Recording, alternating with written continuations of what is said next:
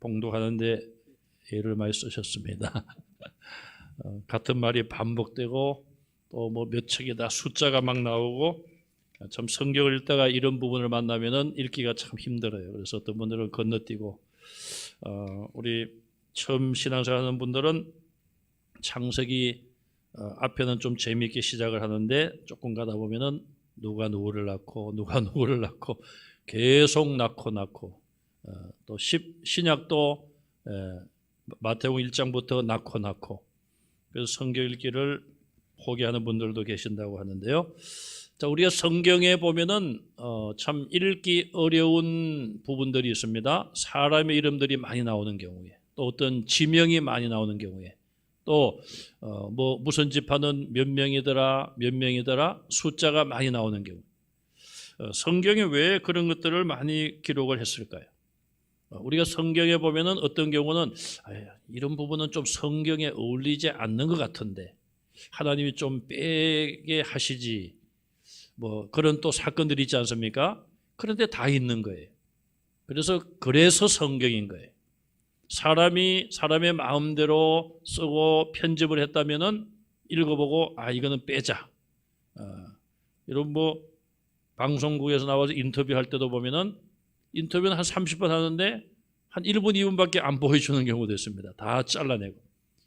성경은 그런 책이 아니에요. 하나님께서 필요하시기 때문에 다 기록을 하게 하신 거예요. 그래서 왜 숫자나 이런 이름들이 많이 나올까? 인간이 지은 책이 아니에요. 과거에 그 모든 사람의 이름이나 지명 이름이 그대로 있었다는 것을 말해주는 것이죠. 역사적인 사실을 기록했기 때문에 이름들이 그렇게 다 등장을 하는 것이고 숫자도 자세하게 등장을 하는 것입니다. 소설가들은 머리가 아주 좋아가지고 머릿속에 무슨 이야기를 만들죠. 우리 정치권에서 작년에 그랬나요? 소설 쓰시네, 그런 말을 법무부 장관이 해서 굉장히 또 화제가 된 적도 있는데, 소설가들은 그런 무한한 상상력을 가지고 소설을 쓰고 글을 막 써내는데, 성경은 하나님이 기록해 하신 말씀, 그래서 역사적인 사실, 또 하나님이 주신 말씀만 기록했지 성경의 저자가 자기 마음대로 더하거나 빼거나 그런 책이 아닌 거예요. 그래서 우리는 이런 부분이 나오면은 또 하나님의 뜻이 무엇인지, 왜 이렇게 기록하셨는가, 조금 전에 설명드린 그런 부분도 있다는 것을 여러분들이 아시면 좋겠습니다. 자, 오늘 본문부터 마지막 에스겔 48장 마지막까지는 에스겔 선지자가 마지막으로 본 이상 혹은 환상의 내용입니다. 주로 예루살렘의 회복에 대한 거예요. 예루살렘은 이스라엘의 수도였고 또 예루살렘의 중심에는 예루살렘 성전이 있습니다. 그래서 이스라엘 백성들은 늘 전국에 있는, 나라가 크진 않지만은 그 국민들이나 또 주변 국가에 이민을 갔다든지 조상적부터 흩어져 살던 사람들이 절기를 지킬 때에 다 예루살렘으로 모이고 예루살렘 성전에 와서 제물을 드리고 그렇게 절기를 지켜왔기 때문에 그들의 삶의 중심지는 예루살렘 성전이었습니다. 자, 이 환상을 본 때가 언제인가? 1절에 보시면은 에스겔이 바벨론의 포로로 잡혀간 지 25년째 되던 때, 참 포로 생활을 오래도 했죠. 25년 되던 때, 25년의 의미가 뭔가? 성경에 보면은 50년째 되는 해를 희년이라고 말하죠. 49년을 지나고 7년씩 47번, 49년을 지나고 50번째 되는 그 해를 희년이라고 합니다. 그러면은 25년째라 그러면은 절반, 희년이 오기까지 절반을 살짝 넘은 그때 아닙니까? 그래서 이스라엘이 이제는 포로에서 해방될 날이 멀지 않다는 것을 비유적으로, 상징적으로 말해주는 것이 25란 숫자라고 볼 수 있습니다. 또 날짜는 예루살렘이 함락된 후 14년째 첫 번째 달 열째 날이다. 그렇게 자세하게 에스겔이 환상을 본 때를 말하고 있습니다. 에스겔서 1장 2절에 가서 보시면은 에스겔이 첫 번 환상을 볼 때에 그 기준을 여호야긴 왕이 포로가 되어 끌려온 그 시점을 기준으로 하여 5년째 되던 때에 첫 번 환상을 보았어요. 그런데 이제 마지막 이 환상을 본 때는 왕이 끌려온 지가 몇 년이 지났다. 그런 말은 빼고 예루살렘 성이 함락된 지가 몇 년이 되었다. 25년째다. 그러니까 포로로 잡혀온 거나 같은 비슷하겠죠. 그것을 기준으로 삼고 있습니다. 그 말은 이제 멸망한 왕권에 대해서는 사실 큰 의미가 없는 것이죠. 왕권은, 왕조는 끝난 거예요. 이제는 예루살렘 성전의 회복에 대한 환상을 이 에스겔이 보기 때문에 예루살렘 성전이 함락된 지가 언제인가? 1절에 보니까 함락된 후 14째 해 14년이라고 그랬어요. 제가 조금 말씀을 잘못드렸는데 포로되어 온 지는 25년째. 그리고 미리 포로되어 왔다는 것이죠. 예루살렘 성이 망한 것은 14년째. 우리가 앞에서 에스겔과 그의 동료들이 바벨론에서 예루살렘이 함락됐다는 소식을 들었다는 말을 앞에서 살펴봤죠. 그러니까 그들이 포로로 잡혀가고 나서 한 11년쯤 지나서 성이 함락되고 나서 이제 14년째 되어서 이 마지막 환상을 보게 되었다. 그리고 이 환상의 내용은 예루살렘 성의 회복이다. 그렇게 우리가 이 시간적인 것을 이해하시면 되겠어요. 1월 10일이라고 표현하고 있는데 1월 달은 이스라엘 백성들에겐 의미가 있는 달입니다. 그들이 애굽에서 430년을 살다가 이제 해방되고 애굽을 탈출한 때가 있었어요. 니산월인데 그 달을 이스라엘이 1월 달로 그렇게 정했습니다. 자기들이 이제 포로에서 해방되고 하나님의 새로운 구원의 역사를 써야 되기 때문에 그 니산월을 1월 달로 정했어요. 그래서 이스라엘 백성들은 1월 달이 되면은 유월절을 지켜왔습니다. 유월절은 우리가 잘 아시는 것처럼 이스라엘이 해방되던 날 마지막 밤을 애굽에서 보내면서 미리 하나님께서 말씀을 하셨죠. 양을 잡아서 피를 문설주와 문인방에 바르라. 쓴나물을 먹고 머리에 허리에 띠를 띠고 지팡이를 짚고 누룩을 넣지 아니한 떡을 만들어서 무교병이죠. 맛이 없죠. 그 떡을 먹어라. 그리하면 내가 너희를 넘어가리라. 넘어간다는 말이 유월이란 말이에요. 그래서 그 마지막 밤에 죽음의 그림자가 애굽의 모든 가정에 임하여 장자가 죽었습니다. 첫번 아들이 죽고 가축 중에 초태생이 죽었어요. 그런데 이스라엘 백성들과 또 소수민들 가운데 이스라엘 백성들과 같이 양을 잡아 피를 문에 발랐던 그 가정은 죽음의 그림자가 지나갔습니다. 넘어갔습니다. 그래서 이스라엘은 그 이후에도 유월절을 1월 달에 지켜왔습니다. 그래서 그들이 애굽에서 해방된 것을 기념하고 하나님이 그들을 건져주신 것을 기념하는 그런 절기를 지켜왔습니다. 바로 그 달에 이 에스겔이 이 환상을 보게 된 것입니다. 자, 그날 그는 여호와의 권능에 이끌렸다. 이끌려서 어디로 갔느냐? 이스라엘로 갔다. 그렇게 말하고 있어요. 그리고 높은 산에 하나님이 그를 두셨다는 것이죠. 앞에서도 이런 내용을 우리가 한번 살펴보았는데 이것은 두 가지로 볼 수 있어요. 첫째는 공간적인 이동을 하나님이 하게 하셨다. 그래서 바벨론에 살던 이 에스겔을 하나님께서 공간 이동을 하게 하셔서 지금이야 비행기 타고 올 수 있지만 옛날에는 하나님이 어떤 방법을 하셨는지 그를 정말 이스라엘로 데려오게 하셔서 높은 산에 두셨다. 그렇게 해석할 수가 있고요. 또 하나는 실제로 공간 이동 없이 환상을, 이상을 예루살렘을 보았다. 이렇게 볼 수도 있는데 우리가 어떤 것인지 분명하진 않은데 오늘 내용을, 본문의 내용을 통해서 보면은 정말로 이 에스겔이 자기 조국에 온 것과 같이 표현은 되고 있습니다. 그러나 뭐 이것이 어떤 게 사실인가? 지나치게 우리가 또 그것에 대해서 관심을 하거나 고민을 할 필요는 전혀 없습니다. 제가 늘 정답을 알 수 있는 방법을 가르쳐드리죠. 좀 참고 계시다가 천국 가서 물어보시면 돼요. 천국 가서. 그런데 천국 가면은 그런 게 사실 궁금하지가 않을 거예요. 그죠? 뭐 그게 무슨 궁금하겠습니까? 자, 어쨌든 이 에스겔은 이스라엘에 와서 높은 산에 하나님 두셨는데 이렇게 보니까 성읍 같은 것이 보였다. 도시가 이렇게 보였다는 거예요. 바로 예루살렘을 말하겠죠. 또 예루살렘 중에서도 그는 이제 성전에 대한 환상을 보게 되는데, 자, 8장에서 11장까지 앞에서 약 20년 전에 그가 환상을 보았을 때 그 성전에 대한 환상을 보았습니다. 그때의 그 성전은 매우 지저분하고 더러운 모습으로 보였어요.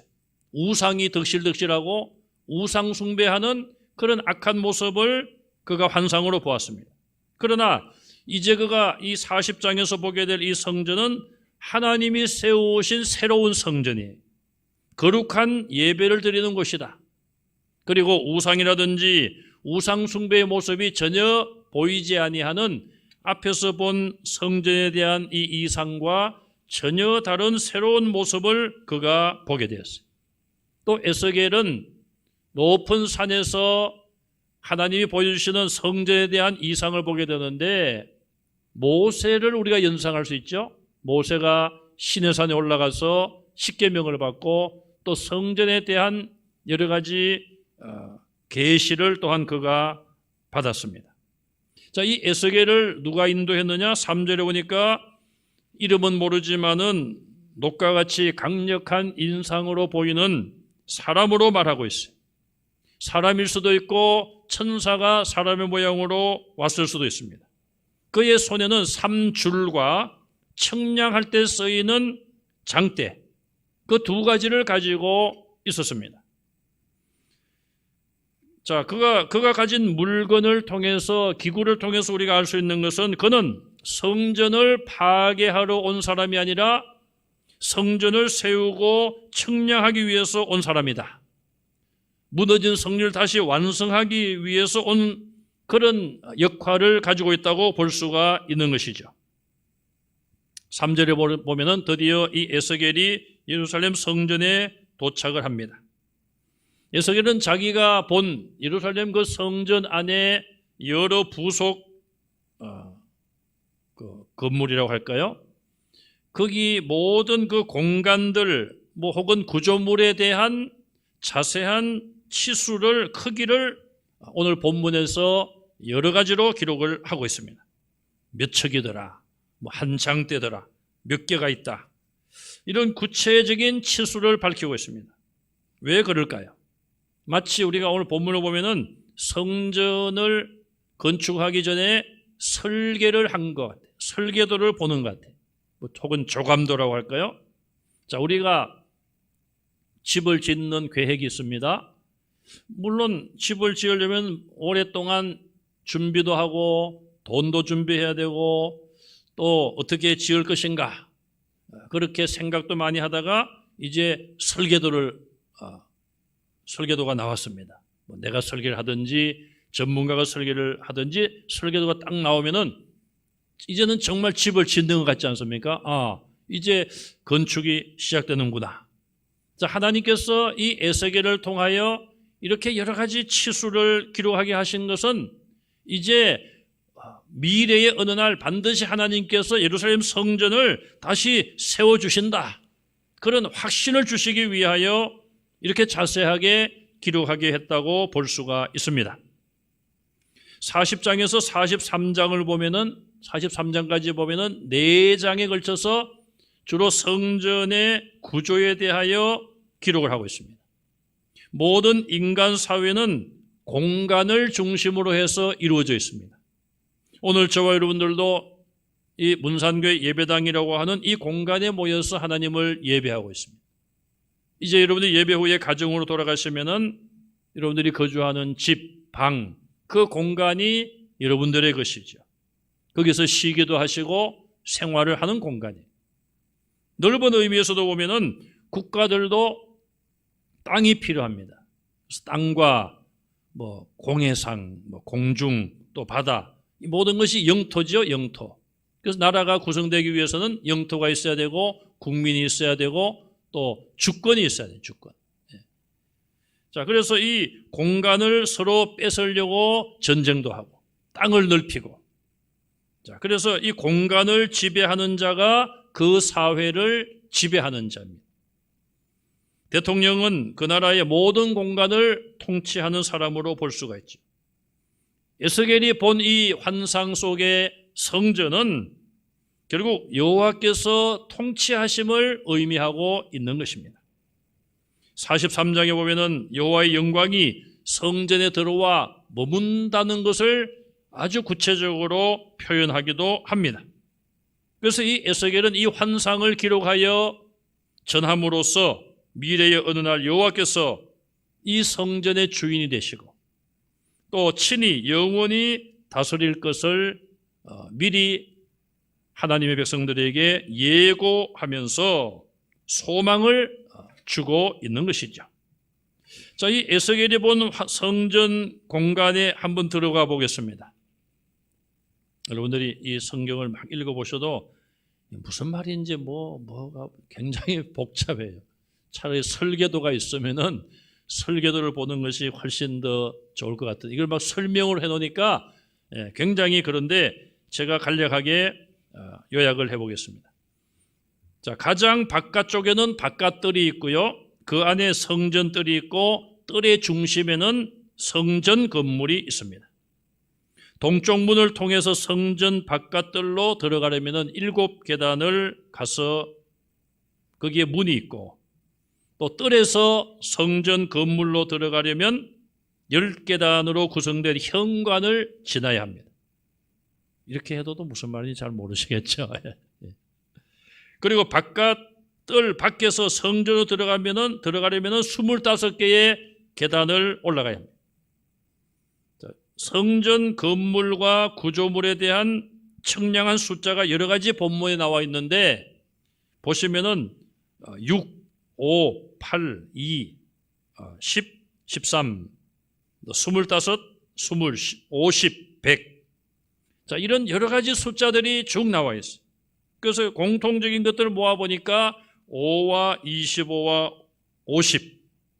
자, 25에 대해서는 앞서 말씀을 드렸습니다. 희년의 절반 정도 되었고 또 그들이 포로로 잡혀온 지 25년째가 되었다. 또 50이라고 하는 것은 희년을 상징할 수 있다. 그렇게 말씀을 드렸어요. 자, 청량도 그렇지만은 숫자도 그렇지만은 여러분들이 쭉 보시면은 정사각형이라든지 또 크기가 같은 것들이 많이 나와요. 다 한 장 되더라. 크기가 같고 또 어떤 경우에는 방이 3개씩 양쪽으로 있더라. 그래서 저는 이 말씀을 쭉 보면서 그런 생각이 들었습니다. 크기가 다 똑같아요. 그래서 성전 안에 있는 그런 것들이 매우 크기들이 서로 비슷하고 닮았다. 그렇게 볼 수도 있고요. 이 성전 전체 뜰까지 다 하면은 가로 세로가 259m예요. 500규빗씩이에요. 이것도 정사각형이에요. 그래서 저는 이걸 보면서 삼각형 이런 건 전혀 나오지 않고요. 그래서 이걸 보면서 성전 안에 그런 구조물들이 서로 조화를 이루고 또 크기도 비슷하고 그래서 하나님의 백성들이 서로 한 마음으로 연합하는 어떤 그런 것을 상징하지 않는가, 그런 생각을 제가 해보았어요. 자, 이 에스겔 선지자가 측정하는 그 단위를 보면은 5절에 장대가 나와요. 장대. 이 장대는 사람의 팔꿈치에서부터 손가락 끝까지 이걸 규빗이라고 하죠. 규빗. 거기에다가 손바닥 너비만큼을 더했다고 그랬어요. 그러면은 한 규빗은 45cm 정도 되고 거기다가 한 손바닥 너비를 더하면은 약 52cm로 이제 성경학자들은 봅니다. 그걸 척이라고도 하고 한자로 표현하기도 합니다. 그래서 규빗과 척을 구분해서 성경에 번역을 했고요. 또 6척은 한 장대, 한 장대. 한 장대가 6규빗인 6척인데 그것은 3.1m 정도예요. 3m가 넘죠. 굉장히 높아요. 벽의 두께와 높이가 각각 한 장대씩 3.1m씩이에요. 높이가 3m, 두께도 3m가 넘어요. 두께가 3m면 벽이 굉장히 두꺼운 거죠. 그래서 전쟁 때에도 적들이 함부로 무너뜨릴 수 없다고 볼 수 있는데 그런 의미보다는 영적인 의미로 하나님의 전을 악한 세력들 또 부정과 세속으로부터 하나님이 막아주신다. 그런 영적인 해석을 할 수가 있을 것입니다. 자, 성전 공간을 보호하는 벽에는 문이 3개가 있는데 동쪽 문과 북쪽 문과 남쪽 문이 있어요. 서쪽 문은 없습니다.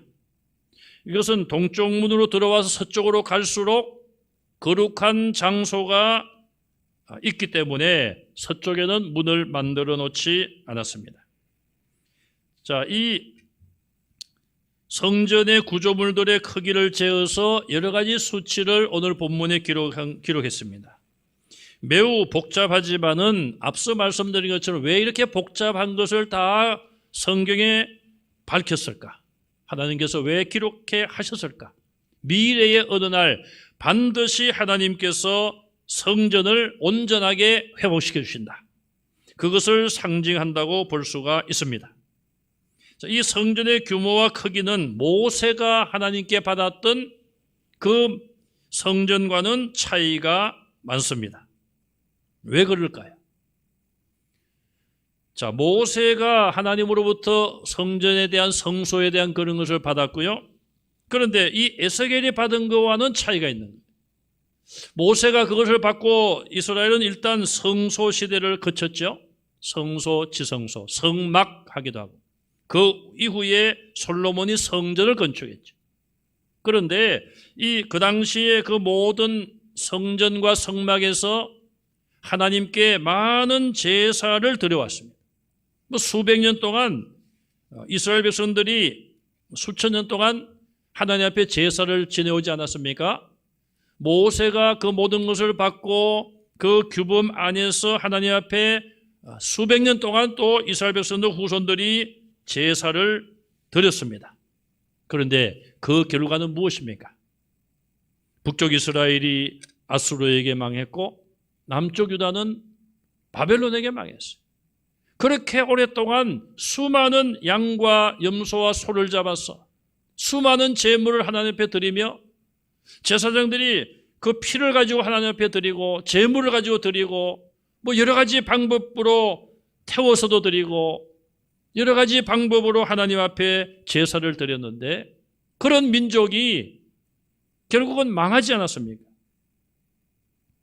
그래서 하나님께서 에스겔에게는 모세와는 전혀 다른 그런 성전에 대한 계시를 주심으로써 이제 이스라엘 백성들이 하나님 앞에 제사 혹은 예배를 드리는 것이 새로워져야 된다는 것을 말씀하고 있는 것이죠.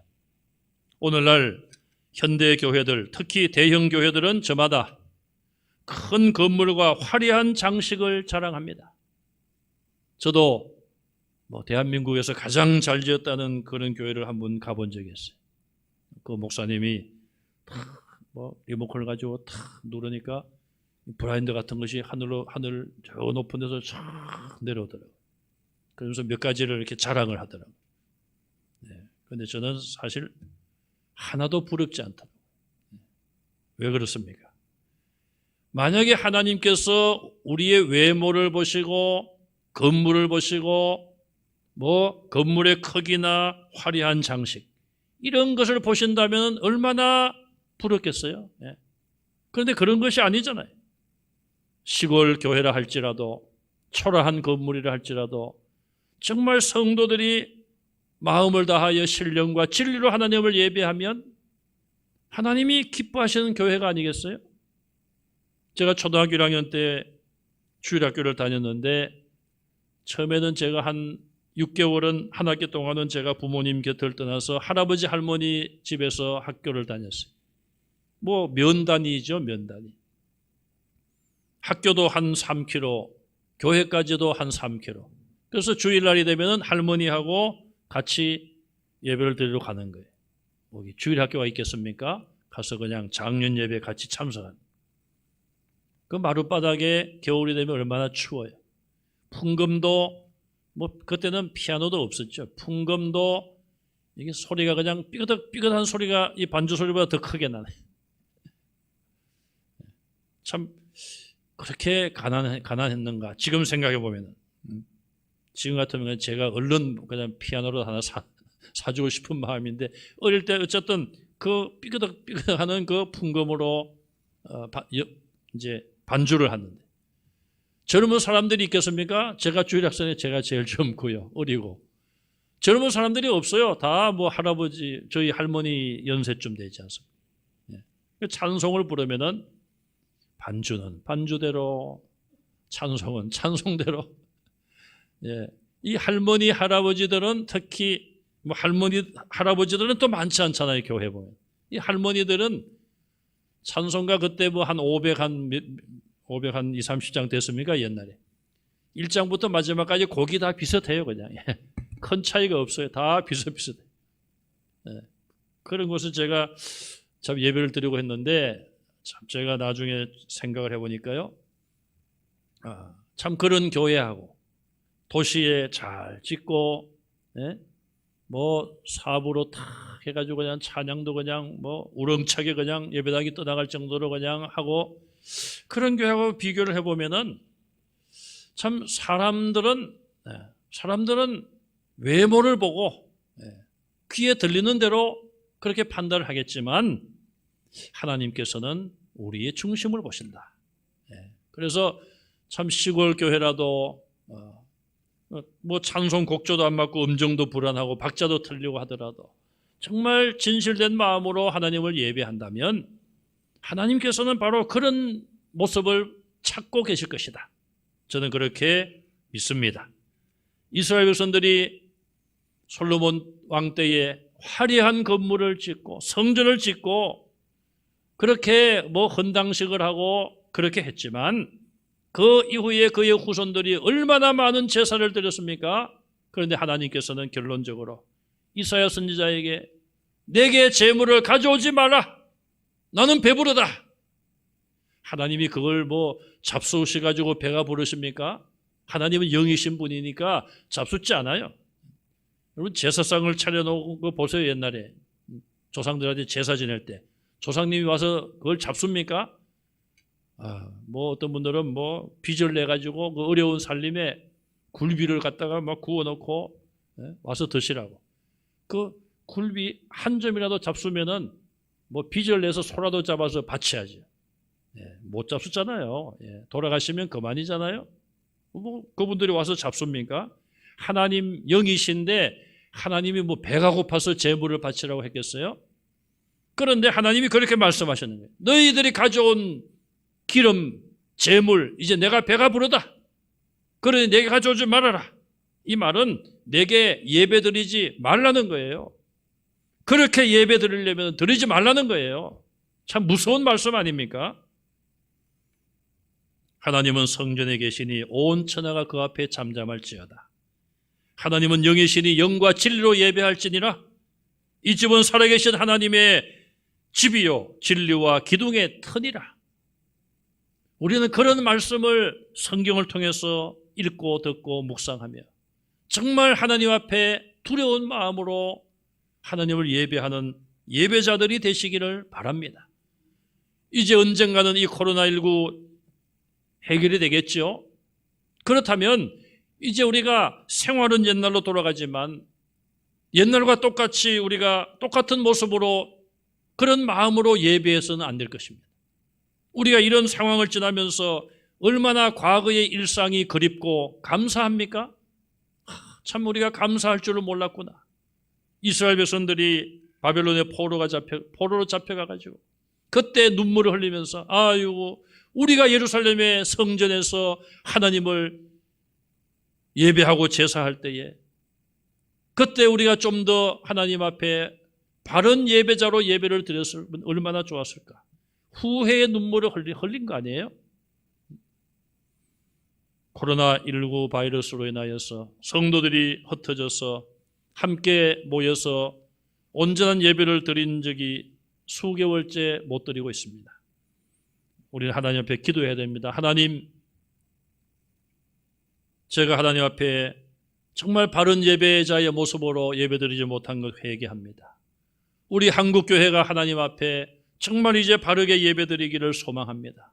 우리에게 다시 한번 기회를 주시고 새로운 마음으로 새로운 각오로 예배를 드리겠습니다가 아니라 지금부터 우리는 정말 새로운 마음으로 하나님을 예배하는 예배자들이 다 되시기를 간절히 바랍니다. 하나님께서 이곳에 오셔서 우리의 예배를 받아주시는 것이 얼마나 영광스럽습니까? 우리는 그것을 감사하게 여기고 예배 때마다 그런 감격을 가지고 정말 하나님 보실 때에 아름다운 예배를 드리는 그런 교회를 우리가 함께 세워가시기를 주님의 이름으로 축원합니다.